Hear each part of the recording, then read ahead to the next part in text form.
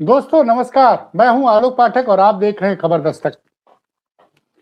Budget सत्र का दूसरा दिन, बजट के बाद का दूसरा दिन था आज लोकसभा में।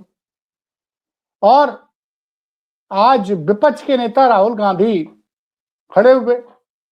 दरअसल कारवां मैगजीन ने एक भारत के पूर्व सेनाध्यक्ष जनरल नरवणे की एक ऑटोबायोग्राफी जो अभी पब्लिश होने वाली, उसका एक हिस्सा छापा है। उसमें उन्होंने जिक्र किया कि कैसे डोकलाम में चीन की सेना टैंक के साथ भारत के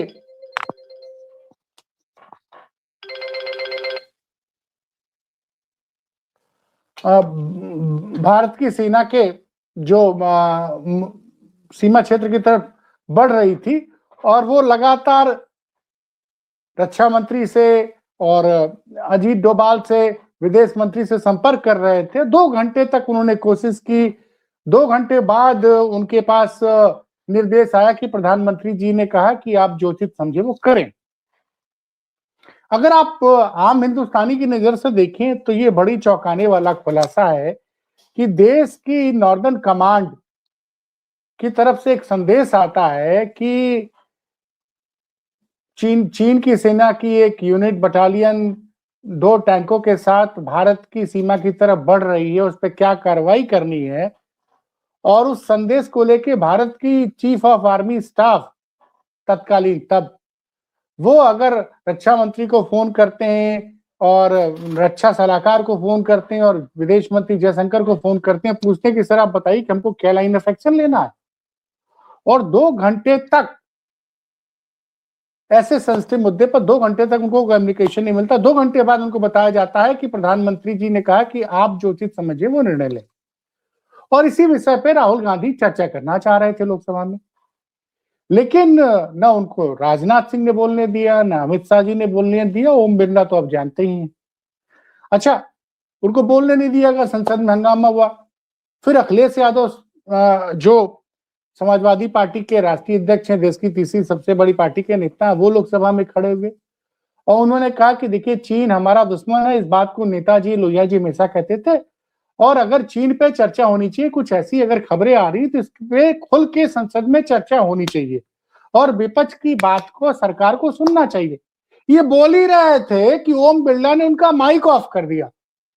मनोज जी, मैं सीधे आता हूं कि ये जब खबर आपने सुनी, सुबह से ये चर्चा है, पता नहीं नेशनल मीडिया इसको कवर कर रही कि नहीं कर रही, मुझे नहीं पता, लेकिन राहुल गांधी ने कोई गलत बात तो की नहीं कि भाई सरकार इस चीन वाले मुद्दे पे चर्चा करने से क्यों बचना चाहती है।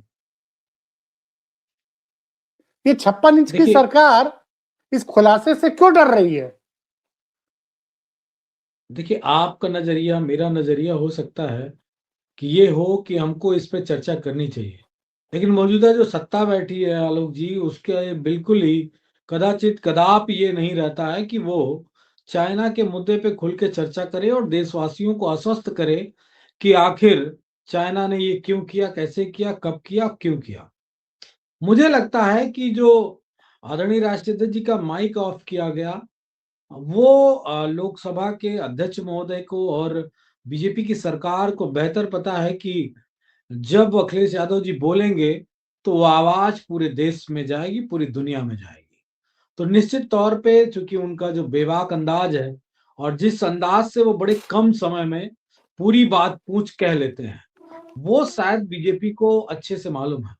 हो सकता है एक पल के लिए वो राहुल गांधी जी के कम्युनिकेशन से न घबराते हो, लेकिन जो कम्युनिकेशन ऑफ स्किल हमारे नेता की है, वो बीजेपी के हर एक नेता को पता है कि किस तरीके से वो जनता के बीच में लगातार उनका मैसेज, उनकी बात चली जाती, पहुंच जाती है। तो जो माइक म्यूट किया, मैंने भी उस वीडियो को देखा। ये दुर्भाग्यपूर्ण है कि मौजूदा गूंगी, बहरी, अंधी सरकार दूसरों को माइक बंद करके बोलने पे परहेज कर रही है। ये बड़ा दुर्भाग्यपूर्ण है। मैं ये जानना चाहता हूं कि आखिर क्या चला जाता। अमेरिका से तो डर है, नो डाउट, आप डर भी रहे हैं। अमेरिका वालों ने जो माननीय प्रधानमंत्री जी की इज्जत पे दाग लगाया है, वो शायद भारतवासी का कोई भी नागरिक पसंद नहीं करता। इंक्लूड भी हम समाजवादी लोग भी नहीं पसंद करते हैं।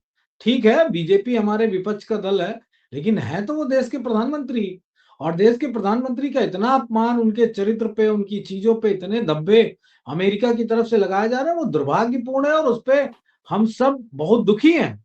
लेकिन अब चाइना की तरफ से भी इस सरकार को एक्सपोज करने का पूरी तरीके से मैटर आ गया, तो अब जाहिर सी बात है, अब माइक बंद होंगे।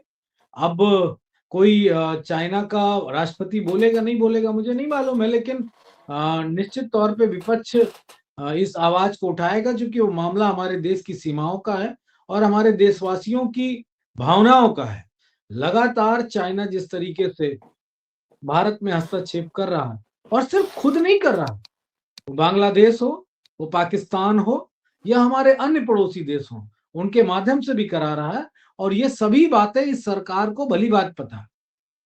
मैं जिक्र करता हूं आलोक जी, रक्षा विशेषज्ञ जो हैं डोभाल जी का, पता नहीं सारा ज्ञान कहाँ चला गया, सारा बुद्धिमत्ता कहाँ चली गई, सारी कूटनीति कहाँ चली गई। बड़े ज्ञानी हैं, इतने दिन से रक्षा सचिव बने बैठे हैं, रक्षा विशेषज्ञ बने बैठे हैं, सलाहकार बने बैठे हैं, लेकिन मैं ये नहीं जान पाया कि आखिर कर क्या रहे हैं आप देश के लिए। कौन सा आपने तर्कस में तीर मारा कि अगल बगल के देशों में चारों खाने चित हो गए। मुझे तो एक घटना याद आ रही है कि अभी भारत ऐलान कर रहा था कि हम बांग्लादेश के साथ मैच नहीं खेलेंगे, अब बांग्लादेश ने भी मना कर दिया, और सुनने में आया पाकिस्तान ने भी मना कर दिया। तो आखिर आपकी विदेशी नीति, कूटनीति, रक्षा नीति, सीमाएं, ये सब कहाँ पे हैं, किस तरीके से हैं? और ये मैं इतना दावे से कह सकता हूं कि ये सरकार पूर्ण रूप से भारत की महान जनता को मूर्ख बना रही है। रक्षा के मामले हो या विदेशी कूटनीति और हमारे व्यापार के मामले हो, सब पे ये फेल है। उल्टे देश के प्रधानमंत्री, जो एक बहुत ही दुनिया भर में मैसेजेबल पोस्ट है भारत की तरफ से, जो रिप्रेजेंट करते हैं, उस पे भी बट्टा लगा दिया, उस पे भी दाग लगा दिया।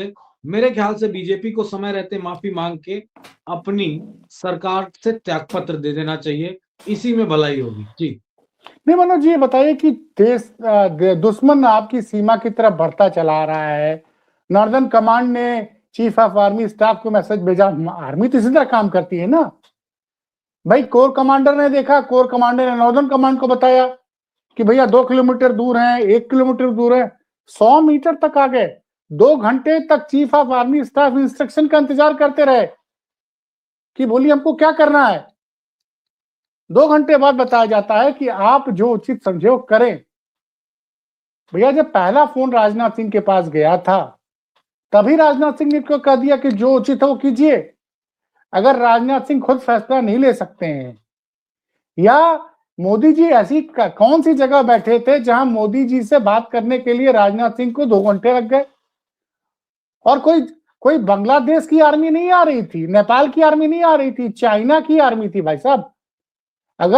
अगर जो मैगजीन में छपा है अगर वो सच है, तो सोचिए जहां 1 सेकंड में बहुत कुछ हो जाता है, वहां 1.25-2 घंटे तक डेडलॉक पड़ा हुआ है।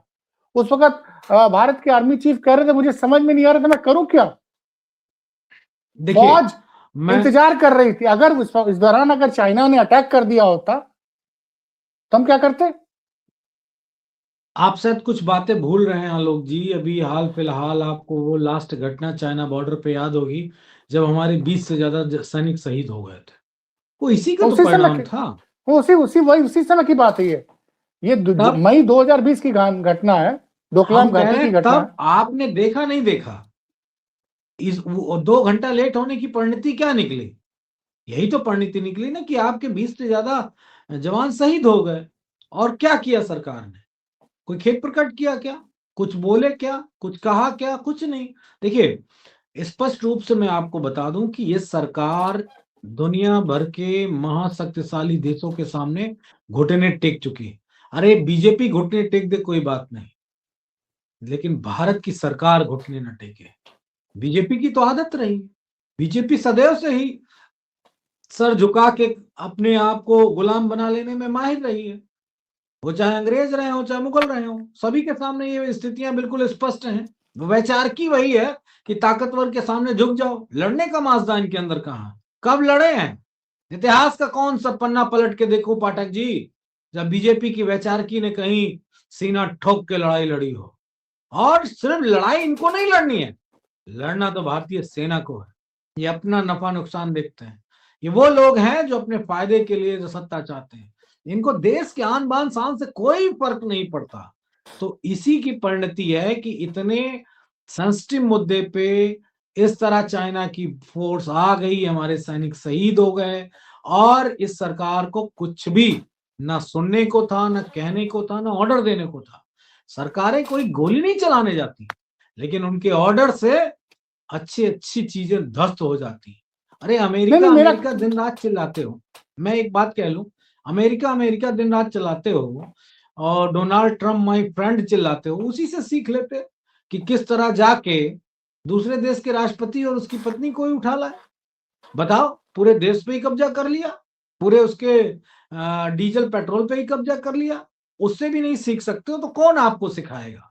लेकिन इतना तय है कि देश को गुलामी की तरफ मौजूदा सरकार झोंक रही है, चाहे वो कमांडेंट हो, चाहे वो नॉर्दर्न कमांडर हो, चाहे रक्षा मंत्री हो, चाहे रक्षा सलाहकार हो, जो कुछ भी है सब अपने अपने फायदे के लिए लगे हैं। कोई बेटे का बिजनेस सेटअप करा रहा है, कोई बेटे का टिकट सेटअप करा रहा है, कोई कुछ करा रहा है। बाकी न तो किसी को देश की पड़ी है, न देश की तमाम तारी ऐसी इस तरह की अनिश्चितताओं की जिसमें देश के सैनिक शहीद हो जाते हैं, हमारे जमीनें चली जाती हैं, उसका कोई फर्क नहीं पड़ता मौजूदा सरकार पे। ये मेरा बिल्कुल स्पष्ट रूप से पार्टी की तरफ से रुख है।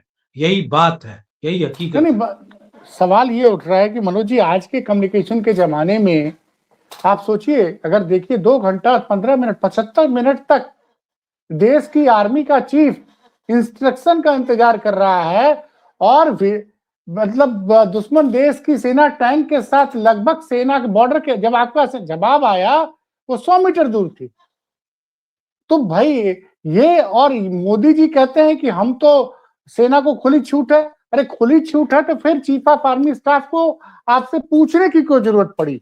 मैं समझना चाहता हूँ। मोदी जी दावा करते, अब मोदी जी सरेआम झूठ बोलते हैं, खुले आंखों से झूठ बोलते हैं, दिन में झूठ बोलते हैं, और मंच पे बैठ के झूठ बोलते हैं।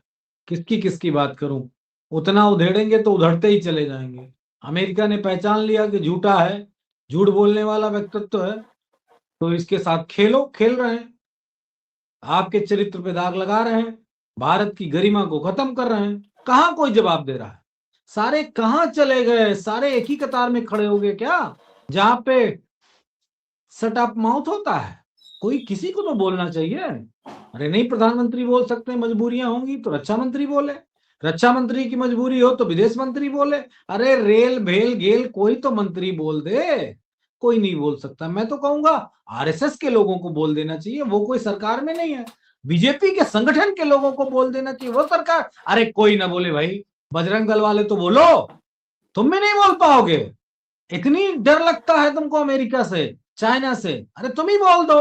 दरअसल में ये सब पूंछ दबाने वाले लोग हैं। अब ये सब के सब पूंछ दबा के खड़े हो गए हैं अमेरिका के सामने, चाइना के सामने। मैंने जो बड़ी गंभीरता से एक बात कही है, सबके बच्चों का कहीं ना कहीं भविष्य निहित है। बुरा मत मानिएगा पाठक जी, ये शब्द कहते हुए अच्छा नहीं लगता कि चाइना अमेरिका में इन सब के घर परिवार के लोगों का, इनके पूंजीपति मित्रों का सबका सेटअप है व्यापार।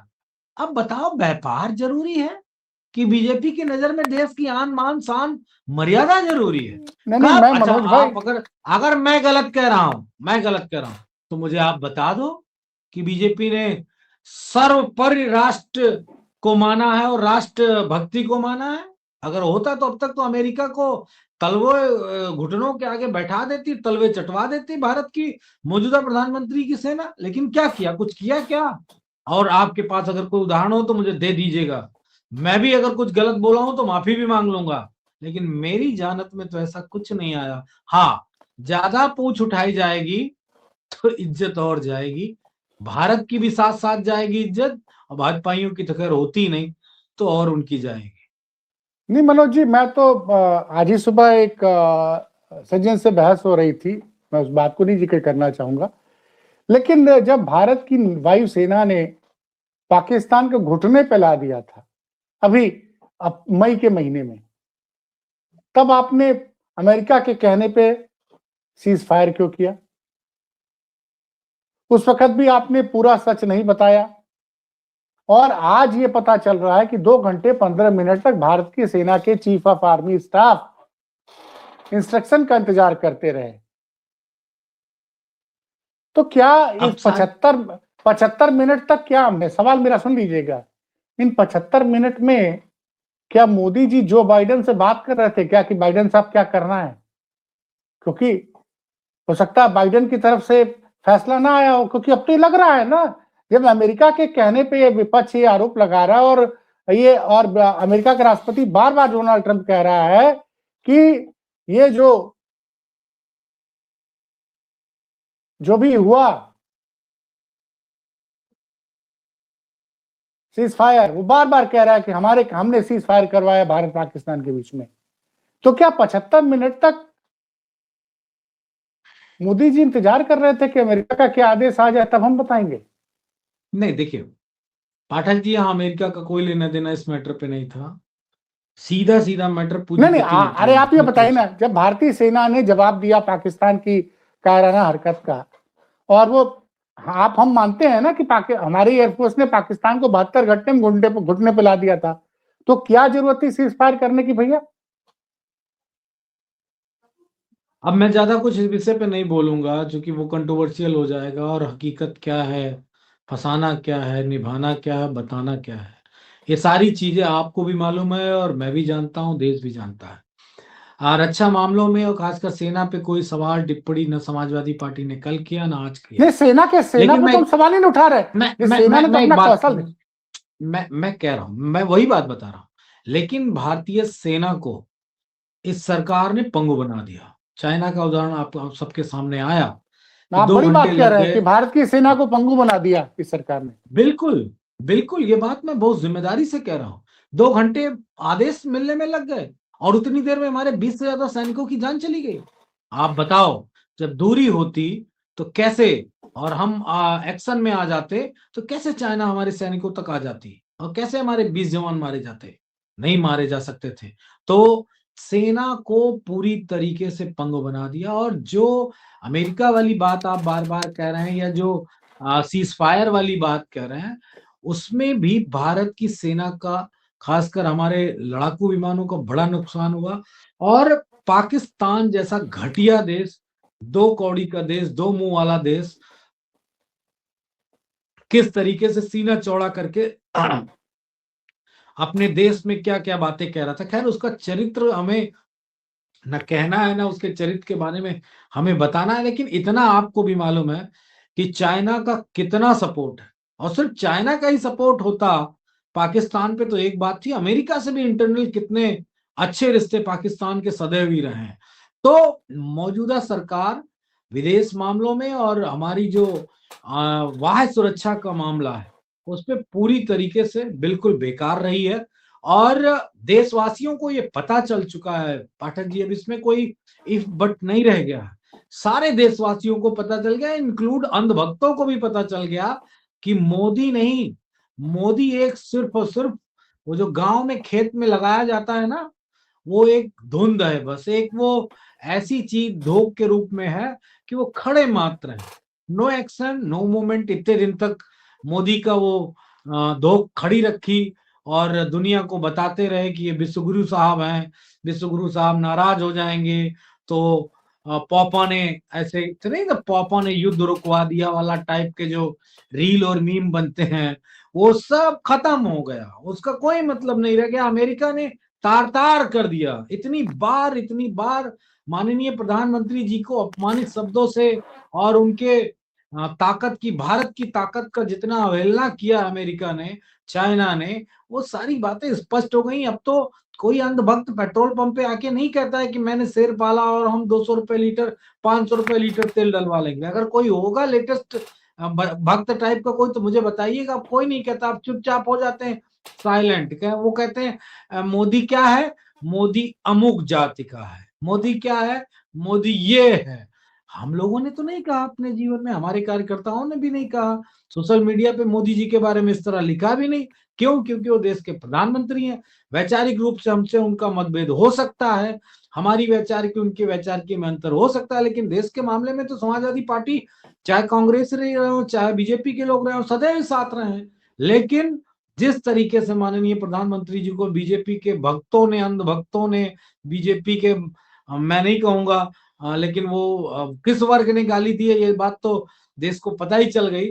तो जो खुद ही देश के प्रधानमंत्री अपने ही पार्टी के लोगों से गालियां खा रहे हो, जाति सूचक बात कर रहे हो, वो क्या दुनिया को मैसेज देंगे, क्या कहेंगे, क्या बताएंगे? हाँ, वही करेंगे जिस पे हम आप डिबेट कर रहे हैं कि हमारे नेता का माइक बंद कर देंगे, राहुल गांधी जी को बोलने नहीं देंगे, और विपक्ष कोई मुद्दे और जनता के, भारत के हित की बात करेगा तो उसको इग्नोर कर दिया जाएगा। चलिए मनोज जी, इस खबर पर हमारी नजर बनी रहेगी और फिर जुड़ेंगे आपके साथ। अभी आपने जो समय दिया इसके लिए बहुत बहुत धन्यवाद।